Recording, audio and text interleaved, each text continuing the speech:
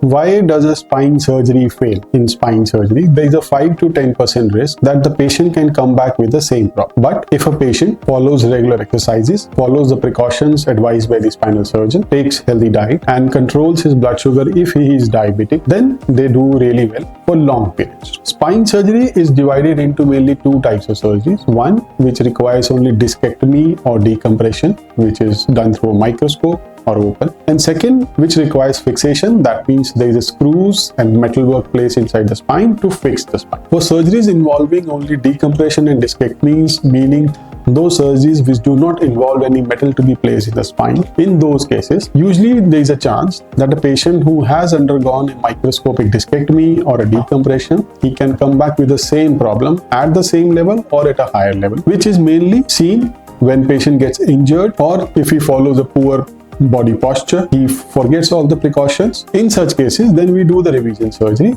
and the problem can be solved. But if, again, I repeat, if you have been following regular precautions, I have not seen many patients coming back with the same problem back to me in last 10 to 15 years. In spinal stenosis, there is a chance that when you get operated for one level, the next level can get the same problem. In that case, the first and the most important thing is the age. We cannot reverse aging, so we have to follow the rules laid by nature for us. But if we follow regular exercises, we can avoid that. In my patients, I usually pay a special attention for patients having problems at the main level, which is the index level, plus the next levels above and below.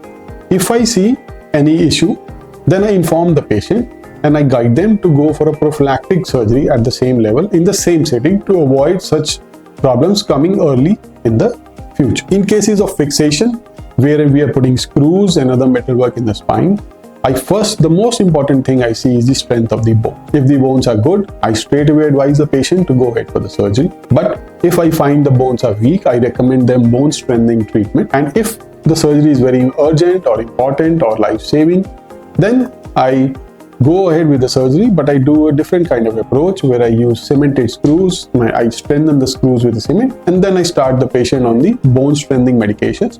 And all these patients have been doing well. It is important that after the surgery, you follow the precautions advised by the spinal surgeon and follow the restrictions given by them. You will return back to your normal life in a healthy way, but missing a few things, very few things which will not affect your life at all, should be strictly followed. Thank you.